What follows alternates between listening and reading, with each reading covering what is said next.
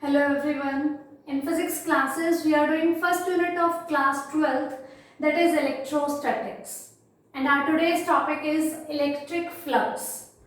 But before this topic, we must know about the term area vector.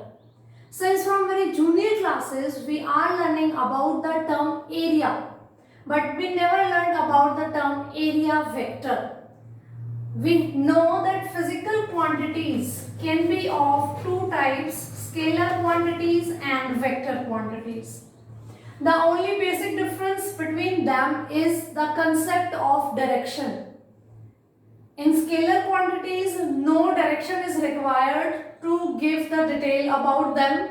But for vector quantities, we need direction also to give the details about the particular physical quantity. So area, basically we are saying that area is a scalar quantity, but area vector is a vector quantity. Means our direction is also associated with an area.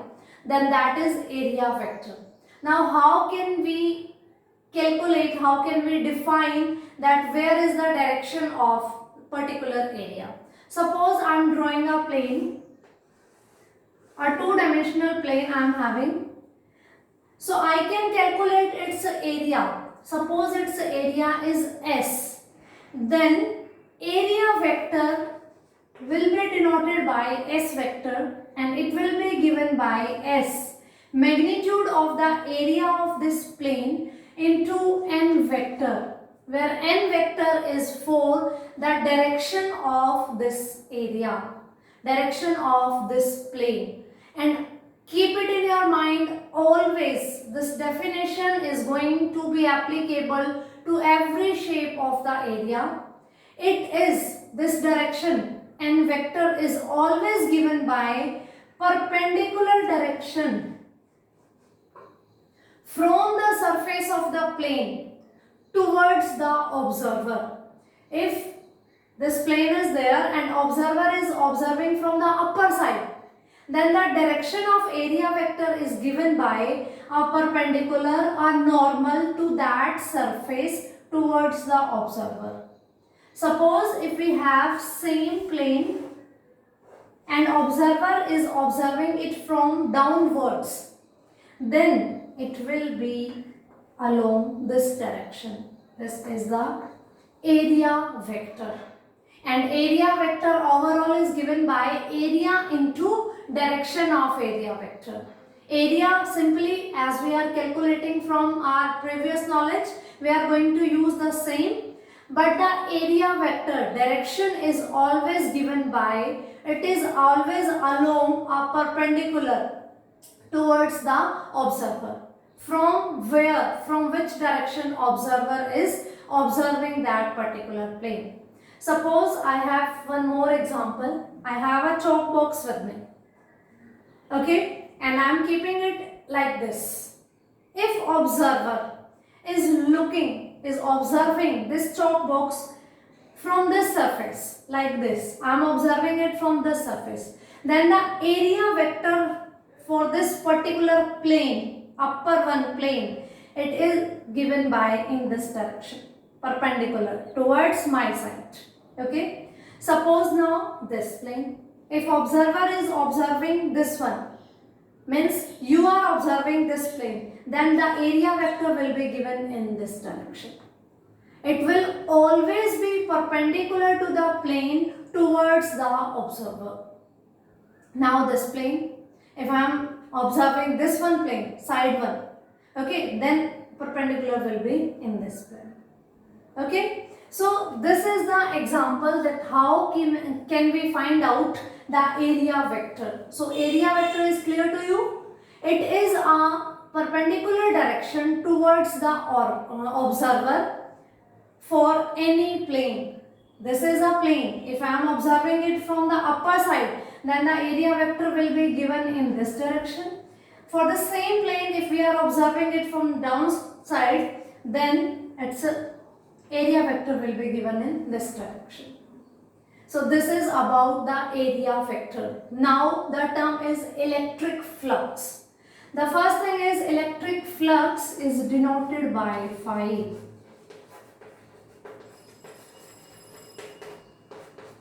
Phi is the symbol used for electric flux. Now what is electric flux?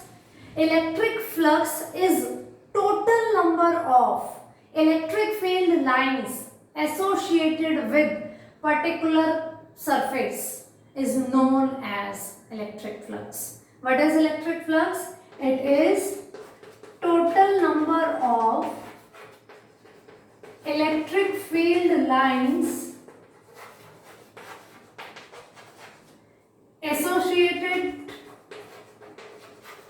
or we can say linked, or we can say passed through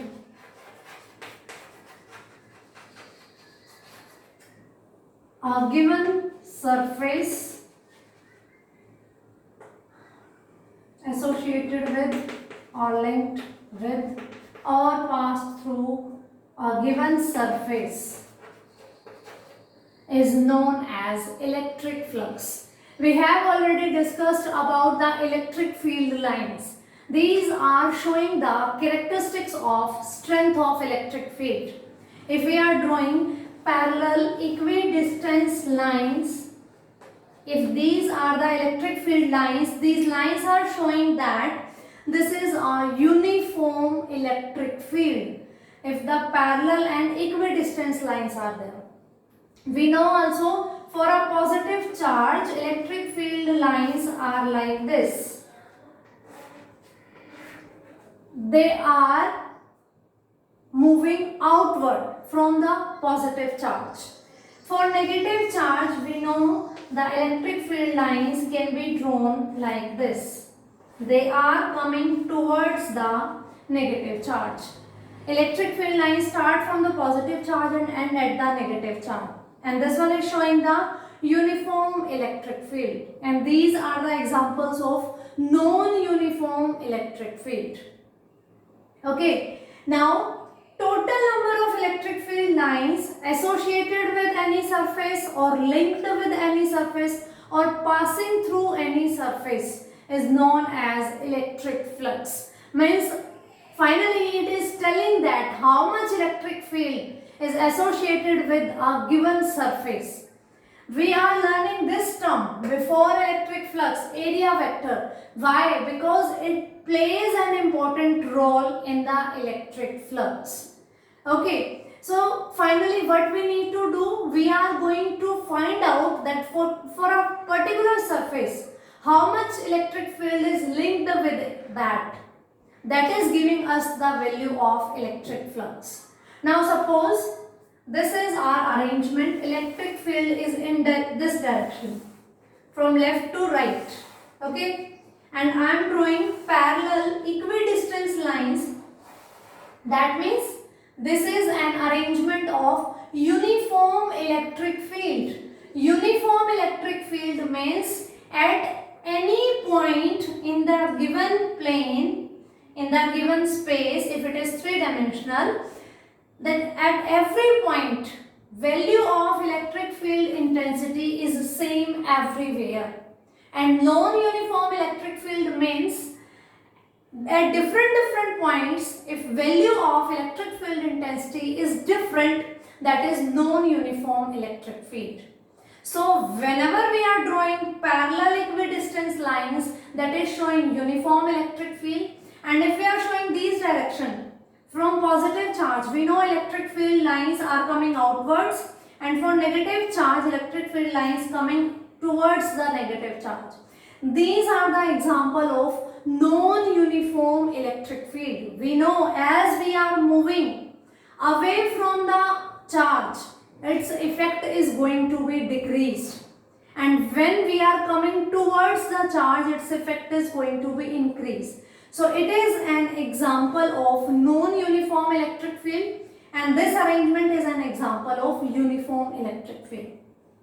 Now, suppose this is my arrangement, and again I am taking the same chalk box as an example, and I am keeping this arrangement. Do not think it is a two-dimensional, consider it is a three-dimensional, means from this wall of the room, electric field lines are coming and they are moving towards that wall of the room. Okay, so suppose in this room electric field lines are there. This is only the paper representation. In reality, this is three-dimensional. Okay, from this wall to this wall, electric field lines are moving like this. And I am having this chalk box in my hand. Okay, now this surface, this, it is having 6 surfaces.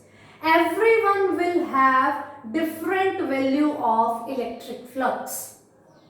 Electric flux are the total number of lines associated with the given surface. Now, if I am keeping this chalk box in this three-dimensional uniform electric field arrangement, then its every surface will have different value of electric flux. How can we find out this flux? For this, we should know the meaning of area vector, which we have already discussed. If I want to find out area vector of this surface, it will be upper side perpendicular. For this surface, it will be downside. For this, it will be towards you. For this surface, it will be towards the board. For this one, towards the left, and for this one, towards the right. Okay. Now, electric flux, I said it is denoted by phi and it is given by the dot product of E dot S. It is a dot product of electric field intensity and area vector. Okay, electric field intensity we know very well, it is a vector quantity, and area vector we have already learned. Okay, it is also a vector quantity. So it is dot product of this, and whenever we have dot product, the resultant will be a scalar quantity. Means electric flux will not have any direction. Electric field intensity is having its direction, area vector is having its direction, but electric flux is a scalar quantity as it is a dot product of two vectors, electric field intensity and area vector. If I am opening this dot product, I can write out phi will be given by E S cos theta. We know whenever there is a dot product, then it will be replaced by cosine of smaller angle between E and S. Now, this is area vector and this is intensity. So, angle between area vector and electric field intensity. Don't think that this is the angle between area and electric field intensity. These two are vector quantities, so we need to consider the directions also. Keep it in your mind. If you are not looking this thing, means if you are not getting the concept of this area vector, then the numericals are going to be very hectic for you. You are not going to be solved out those numericals. So clear this concept. What I am saying, this theta is angle between electric field intensity and area vector, not area. Okay, for example, suppose I am keeping this surface here. Okay, if we are observing, we can say that this is parallel to the electric field lines, because I am showing this plane is like this, Okay, so this plane is parallel to the electric field lines. Electric field lines are this and this is this. But we need to find out the angle between area vector and electric field lines. Its area vector will be given by this direction, and electric field lines are in this direction. The angle between them is 90 degree. So flux for this surface will be E S cos 90 degree, and cos 90 is 0. So for this surface, flux is 0. Whenever the surface is placed parallel to the electric field lines, its flux is 0. But if we are thinking that phi is equals to Es cos theta, angle between S and thinking that it is 0, they are parallel to each other. No. Always you need to find out angle between area vector and electric field intensity. And area vector is always given by the perpendicular line on that particular surface. Okay. Now suppose we are saying that electric field intensity is from left to right, this wall to this wall, and I am keeping this chalk box in that electric field arrangement. Okay. Now for this surface I am talking. For this surface, electric field intensity is this, na? It is for all the 6 surfaces, upper, lower, front, back, left, right. It is same for all. But I am talking about this one. So area vector for this one will be in this direction. For this one, area vector will be, if we are observing any particular plane, that we need to draw perpendicular on that surface. Okay. So for this surface, we have area vector in this direction, like this, and electric field intensity is also in this surface, in this direction. So phi is equals to Es cos 0 degree. We have this chalk box here. Electric field lines are moving towards this direction, and its area vector is also in this direction. Okay, so angle between electric field intensity and its area vector is 0, and cos 0 is 1. So for this surface, phi is equals to E into S. Electric field intensity is strength and its area. Okay, and it is maximum. Suppose now I am talking for this surface. Okay, for this surface, area vector will be in this direction, upper one. And electric field intensity is moving in this direction. So electric field here and area vector here. So angle between area vector and electric field intensity is 90 degree. And cos 90 is 0. So for this surface, flux is 0. Suppose I am talking about this surface. This one. For this one, area vector is in this direction. Okay, and electric field intensity is this direction. 180 degree angle is there, and cos 180 is -1. So phi is equals to minus Es. Students, if you are observing that for every surface, electric flux is different, and electric field, because it is a 3-dimensional arrangement, it is same for all, na? Electric field intensity is same for all, but electric flux is not same for all the surfaces. Okay, so let's do this in this one. Suppose this is my chalk box now.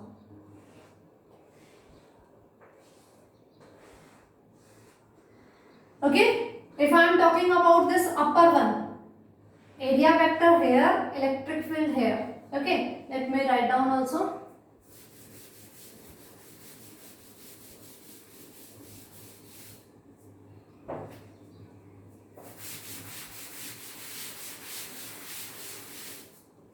If this is my chalk box, for upper surface. Okay, for upper surface, theta is equals to 90 degree. Because area vector in this direction and electric field is in this direction. So angle between area vector and electric field intensity is 90 degree. So phi is equals to Es cos 90 degree, that is 0. Flux for this upper surface is 0. Now suppose I am talking about this surface, this one,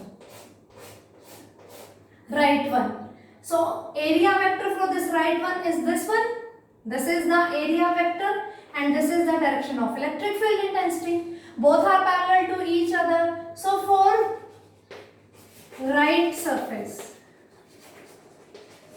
theta is equals to 0 degree and phi will be equals to Es cos 0 degree. And cos 0 is 1, so we can write Es. That is maximum value, because cos 0 is having +1 maximum value. Cos value is moving from -1 to +1. +1 is its maximum value, so it will be the maximum value for flux. Now suppose I am talking about this surface. the left one surface. Okay, now the area vector will be drawn here like this. This is my area vector. For left surface, theta is equals to 180 degree. This is really very clear, na? This is area vector always perpendicular to the surface towards the observer, and this is electric field intensity. Okay, this is electric field intensity direction and this one is area vector. Both are at 180 degree. Both are anti-parallel to each other. So phi will be given by Es cos 180 degree. Cos 180 is minus 1. So phi will be equals to minus Es. Similarly, we can calculate for the lower one. For lower one, this one is the unit vector. Again, angle between area vector and electric field intensity is 90 degree. It is same for upper surface as well as for the lower surface. For lower, area vector is downwards. Okay, and this one is the direction of electric field intensity. Angle between both is 90 degree and flux will be equals to 0. So we are keeping a chalk box in the electric field arrangement. Then its every surface is having different value of electric flux. This is the term total number of electric field lines associated with or linked with or passing through the area, okay, given surface, that is known as electric flux. It is denoted by phi and it is a scalar quantity. It is given by the dot product of electric field intensity and area vector. If suppose I am talking about its unit, phi is equals to E dot S. Unit of E is force per unit charge, Newton per coulomb, and the unit of area is meter square. So the unit of flux is Newton meter square per coulomb. This is the unit of flux. Students, I am suggesting you again and again in my different videos that you are not going to learn the units. If you are learning this thing, unit of flux is Newton meter square per coulomb, Newton meter square per coulomb. No. There are so many physical quantities in your syllabus. How many units you are going to learn? Okay, just learn the concept that you know the formula for this is E dot S. If suppose you forget the unit of E, we know E is equals to F by Q. Force unit Newton, obviously you know because you are learning this thing from so many years, and for charge its unit is coulomb. Newton per coulomb. Into area, so into meter square, unit of area. Go through the concept and do step by step. You are not going to forget anything. Okay, so this is about the electric flux. Always you are going to look after the angle between area vector and electric field intensity. Never compare the angle between the surface and electric field intensity's direction. You always have to take care of this thing. You are going to select the angle between area vector and electric field intensity. Now this is the case when we were talking about uniform electric field intensity. Suppose I am having an arrangement in which we do not have uniform electric field intensity. There is a non-uniform electric field intensity. Then how we can calculate the electric flux? Suppose I am having a positive charge. We know electric lines we can draw like this. Okay, and this is an example of non-uniform electric field. And I am having a surface like this, a closed surface we can say, which is having a positive charge inside it. For this surface I want to find out electric flux, because for chalk box we can calculate area easily, we can calculate its area vector easily. But if we have non-uniform electric field and any shape of a closed surface, it can be a cylinder, it can be a spherical, any shape it can be there. Okay, so I am drawing an arbitrary closed surface. Then how we are going to find out the flux? For this we are going to consider this surface into various small elements like this. Okay, we are going to consider very small elements of this surface. For every surface there will be area vector. Okay, now the total electric flux will be given by phi 1 plus phi 2 plus phi 3 up to so on. How many number of small elements we are considering? Then we are going to find out phi 1. Suppose this one is my first element. Electric field intensity direction and n area vector direction. We are going to find out angle between them. Then value of amount of that electric field intensity at that particular point. Because electric field intensity I am saying non-uniform. Its value is different at different places. But for a particular small, its value is going to be same. For a small element, electric field intensity will be same because we are taking it's a very small element. We are going to find out this one is the from positive charge. This one is the direction of E and this one is the direction of N. We find out the angle theta. Then E into S into cos theta will give us the phi 1 flux of this element. Similarly, we will find out for second element, for third element, for fourth element, and we can do like this. So finally flux we can calculate by calculating flux for various small elements. I can write phi is equals to E1 S1 cos theta 1 plus E2 S2 cos theta 2 plus E3 S3 cos theta 3 and so on. Like this I can calculate electric flux. Okay, because I am saying it is an arrangement of non-uniform electric field. At every place its value is going to be different. That's why I have written E1, E2, E3. But for a small element, for this element, value of E will be same because we are taking it very small. Okay, so I can say phi is equals to summation of phi n. N number of elements are there.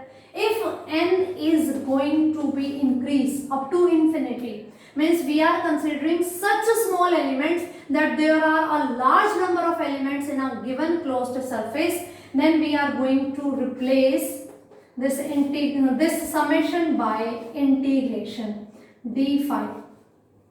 Because for integration we are using the symbol d phi. Okay, if I am putting this circle on the integration, then this is showing the closed integration, means we have a closed surface. We consider overall whole shape, whole closed surface, then this symbol is for that closed surface. Okay, so I can write phi is equals to E dot ds.